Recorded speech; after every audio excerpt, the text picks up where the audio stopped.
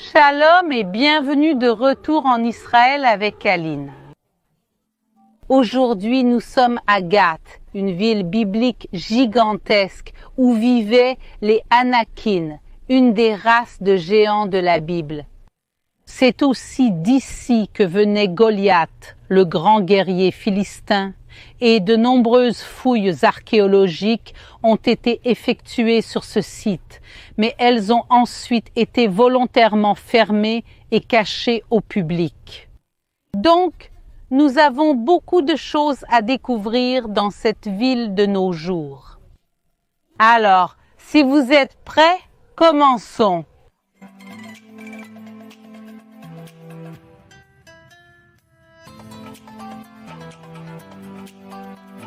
Nous marchons dans la plus grande ville des temps bibliques. À l'époque du roi David, cette ville était beaucoup plus grande que Hatzor, Armageddon et Jérusalem elle-même, la plus grande ville de tout le territoire de Canaan. Pour vous donner une idée de sa taille, elle avait 5 km², ce qui est 5 fois plus grand que la vieille ville de Jérusalem de nos jours. Sans aucun doute une ville gigantesque. Mais la question est, où est-elle maintenant? Je vous l'ai dit, nous marchons à Gath et Gath, comme tant d'autres villes, a été détruite. Et comme beaucoup d'autres villités ici en Israël, elle a été excavée. La différence entre ce lieu et les autres est que les archéologues ici, ils ont creusé, révélé le passé glorieux et colossal de cette ville et ont recouvert les fouilles. Savons-nous que nous marchons maintenant exactement sur les restes de la ville? Puis-je aussi vous montrer sur l'écran les photos des fouilles? La question à laquelle je dois être honnête, il n'y a pas de réponse. C'est pourquoi, après tout ce qu'ils ont trouvé, ils ont recouvert la ville et ainsi nous ne pouvons pas la voir complètement de nos propres yeux. Mais venez ici avec moi.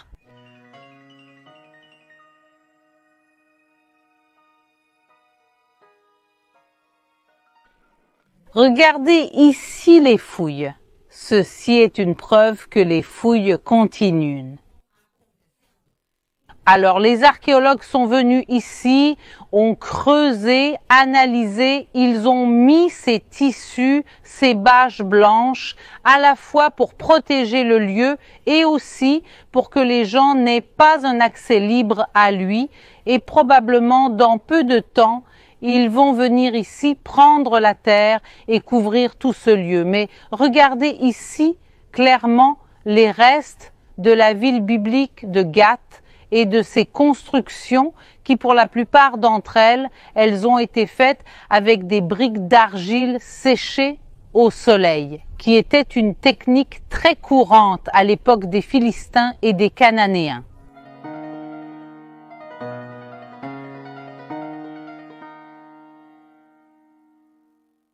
Cette ville a été fondée il y a plus de 5000 ans par les Cananéens, mais elle a vraiment acquis son importance pendant la période philistine, il y a environ 3200 ans. C'était l'une des 5 principales villes philistines qui étaient Gath, Ekron, Ashkelon, Ashdod et Gaza. Mais la première fois que cette ville apparaît dans la Bible, ce n'est pas en relation avec les Philistins, mais c'est encore dans le livre de Josué qui dit que dans cette ville vivent des restes de géants. Comme nous pouvons l'entendre dans ce verset, aucun des Anakim a survécu sur la terre des fils d'Israël. Seul à Gaza, Gath et Ashdod en sont restés quelques-uns. Les Anakim sont l'une des races de géants qui apparaissent dans la Bible. Et spécifiquement, ils sont les descendants d'Anak. Et une chose intéressante est que nous avons des enregistrements d'eux, non seulement par le peuple d'Israël, mais aussi par l'Égypte. Il y a des inscriptions égyptiennes de l'époque du Moyen Empire, environ 3700 ans en arrière, qui parlent d'un certain peuple ou race d'Anak. Et parmi les différents noms pour les géants dans la Bible, celui que nous utilisons pour l'hébreu moderne jusqu'à aujourd'hui pour dire le mot géant est Anak.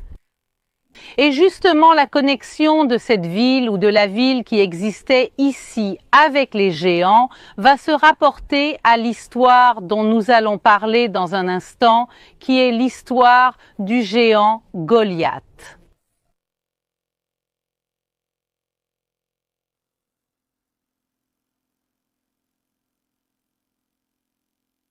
Et caché ici dans la vallée, nous trouvons une autre partie des fouilles archéologiques, comme vous pouvez le voir, et une partie d'entre elles utilise vraiment des pierres gigantesques. La plupart des choses trouvées ici datent de la période philistine, la période de grandes guerres et batailles entre le peuple d'Israël et les Philistins, pour voir qui aurait le contrôle de la terre de Canaan. Et il y a vraiment eu des périodes compliquées, y compris lorsque les Philistins ont réussi à voler l'Arche de l'Alliance. Et l'Arche de l'Alliance passe entre quelques villes philistines. Parmi elles, elle arrive jusqu'ici, à Gath, où la population va être affligée par une terrible épidémie d'hémorroïdes. Et non loin d'ici, dans la vallée d'Éla, va se dérouler une des principales batailles du peuple d'Israël contre les Philistins. Quand les Philistins décident de lancer un défi 1 contre 1, qu'une personne du peuple d'Israël se batte contre une personne du peuple philistin et que celui qui gagne, l'autre peuple devrait être ses vassaux, comme nous pouvons le lire dans ce verset. Goliath s'est arrêté et a crié aux troupes d'Israël. « Pourquoi êtes-vous sortis pour former la ligne de bataille? Ne suis-je pas un Philistin? Et vous, serviteurs de Saül, choisissez parmi vous un homme qui viendra se battre avec moi. S'il peut se battre avec moi et me tuer, nous serons vos serviteurs. Mais si je le vainc et le tue, vous serez nos serviteurs et vous nous servirez. » Et le Philistin a continué. « Aujourd'hui, je défie les troupes d'Israël. Donnez-moi un homme pour qu'il se batte avec moi. » Quand Saül et tout Israël ont entendu ces paroles du Philistin, ils ont été effrayés et très peur. Et là commence le doute sur qui devrait affronter Goliath. La réponse la plus logique serait Saül lui-même. Il a été choisi comme roi d'Israël pour protéger son peuple. Comme un berger protège ses moutons, il devrait prendre la direction. Et il y a aussi une autre raison qui fait sens qu'il devrait se battre. Il était une tête plus grande que le reste de la population. On estime que Saül devait mesurer environ 1,80 m, ce qui était assez grand pour l'époque. Il n'atteindrait évidemment pas la taille de Goliath, mais ce ne serait pas un combat si disproportionné. Mais Saül, il a très peur. Et parmi tout le peuple d'Israël, celui qui se porte volontaire pour combattre le géant Goliath est justement un petit garçon. Aux cheveux roux, comme la Bible le dit, Admoni, le petit David va être celui qui se porte volontaire pour combattre le géant Goliath. Mais quelle était vraiment la taille de Goliath? À quel point était-il vraiment gigantesque?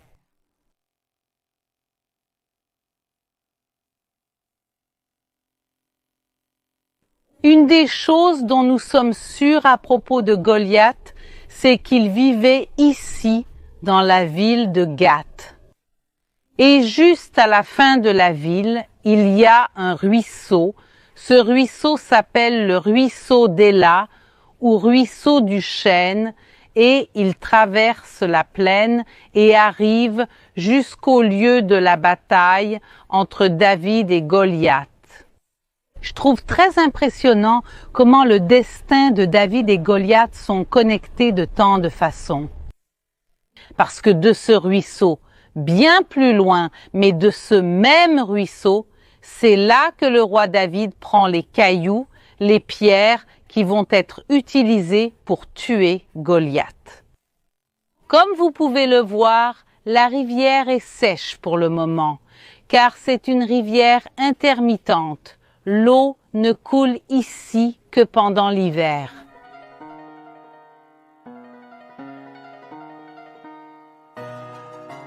Et le géant Goliath a été vaincu avec des pierres qui sont sorties de cette rivière. Mais à quel point était-il vraiment géant? Nous avons la Bible qui nous dit qu'il mesurait 6 coudées et 1 empan. Qu'est-ce qu'un coude, les gens? Quel coude est la mesure des temps anciens? C'est de l'épaule jusqu'à la pointe du doigt du milieu. À cette époque, un coude aurait environ 48 cm. On estime donc de cette manière que Goliath mesurait 2 mètres 97 cm de haut. Mystère résolu? Pas exactement, car la version la plus ancienne que nous avons trouvée de la Bible, qui sont les manuscrits de la mer morte, contient une version du livre de Samuel. Et dans cette version, il est écrit que Goliath mesurait 4 coudées et 1 empan, et non 6 coudées. De plus, la Septante, qui est la première traduction de la Bible hébraïque dans une autre langue, en l'occurrence le grec, parle également de 4 coudées et 1 empan. Et l'historien Flavius Joseph, qui a vécu au 1er siècle, parle également de 4 coudées et 1 empan. Donc, nous avons 2 versions concernant la taille de Goliath. Et c'est une grande différence. Nous parlons de 2 mètres 97 ou de 2 mètres 6 cm. De la même manière, c'est bien plus grand que la taille moyenne de l'époque. Nous croyons qu'un homme du peuple d'Israël à cette époque mesurait environ 1,60 m ou 1,65 m. Alors quelqu'un de 2,6 m de haut attirerait vraiment l'attention. Et je peux dire que je connais ça de près, parce que notre caméraman sur le terrain mesure 1,97 m. Et quand nous voyageons en Israël, de temps en temps, nous voyons des gens le regarder. Il attire vraiment l'attention par sa taille, et Goliath, selon une théorie ou une autre, serait encore bien plus grand que lui.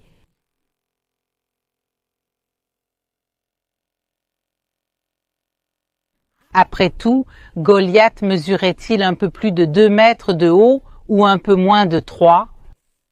Cela dépend si nous nous basons sur les textes massorétiques ou si nous nous basons sur les manuscrits de la mer morte et la Septante. Mais nous pouvons prendre le reste du texte pour mieux comprendre. Regardez l'équipement que Goliath avait. Il portait sur la tête un casque de bronze et portait une cuirasse d'écaille dont le poids était de 5000 cycles de bronze.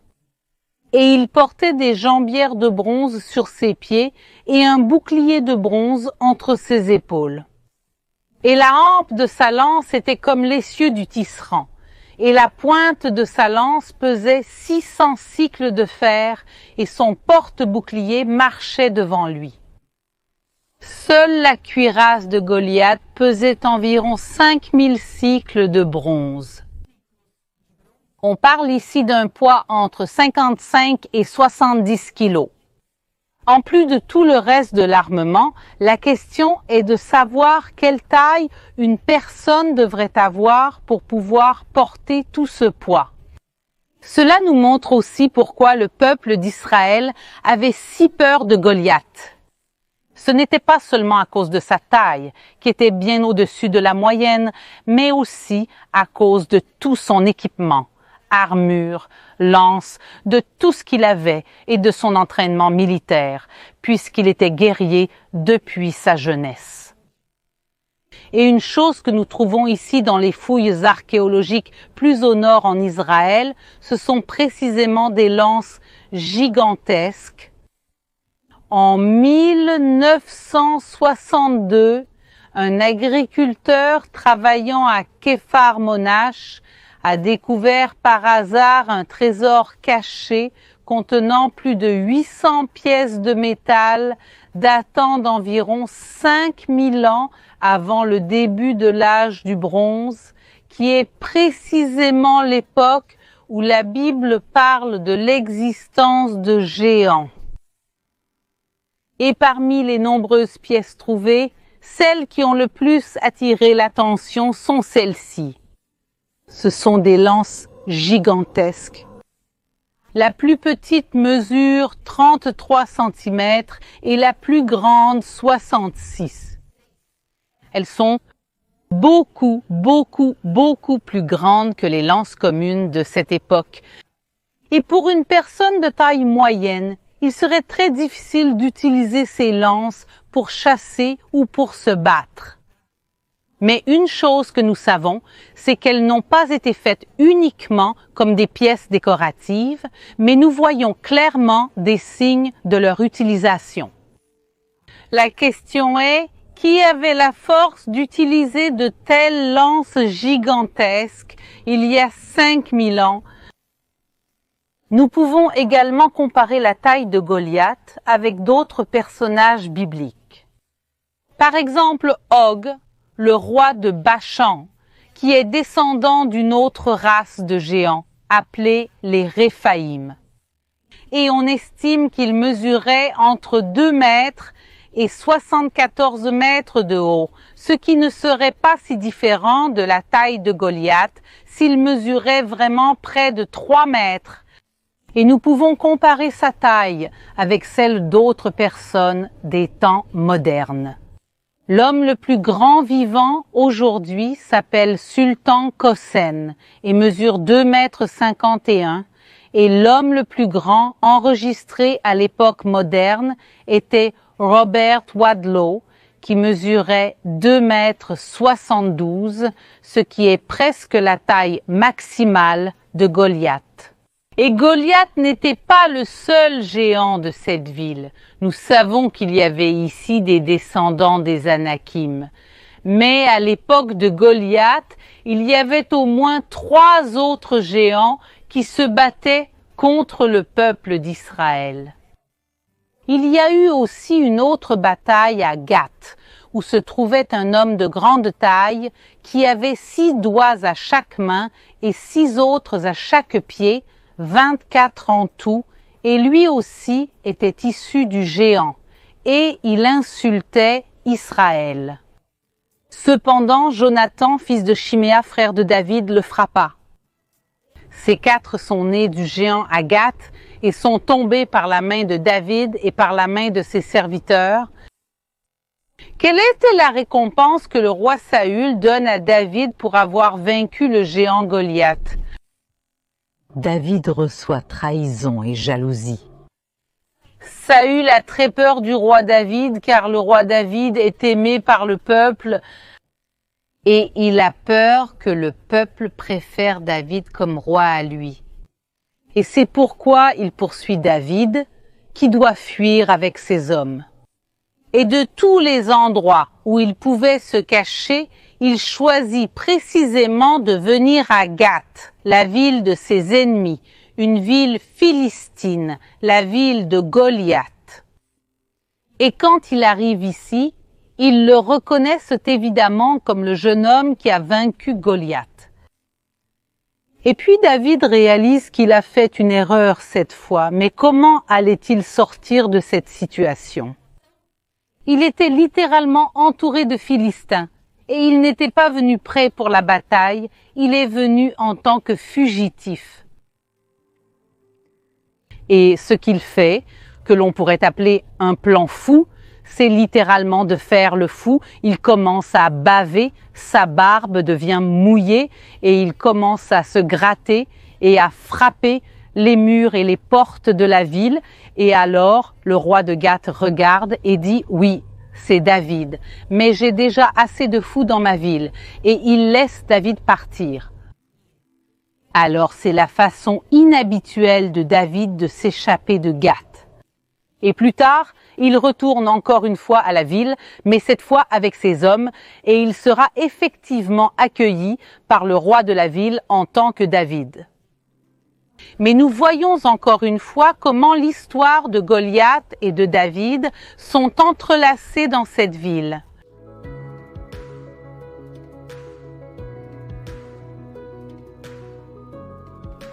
Quelles leçons pouvons-nous tirer de David et Goliath à cet endroit?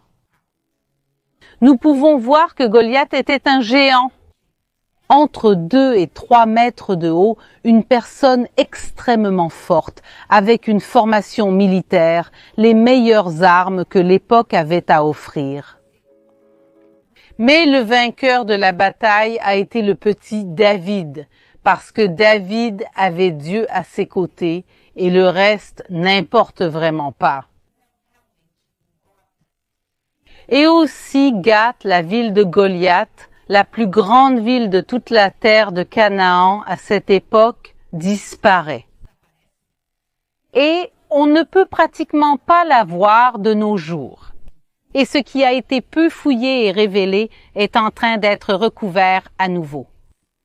Et pendant que Jérusalem, la ville de David, continue d'être la capitale d'Israël jusqu'à ce jour, et la plus grande ville avec environ 1 million d'habitants. Alors nous voyons que la grandeur physique de Gath et de Goliath ne sont rien comparées à la grandeur du Dieu d'Israël qui était derrière le petit David. J'espère que vous avez aimé connaître Gath, la ville du géant Goliath. Si vous avez aimé, n'oubliez pas de donner un like et de vous abonner à la chaîne pour plus de vidéos. Un bisou et à la prochaine!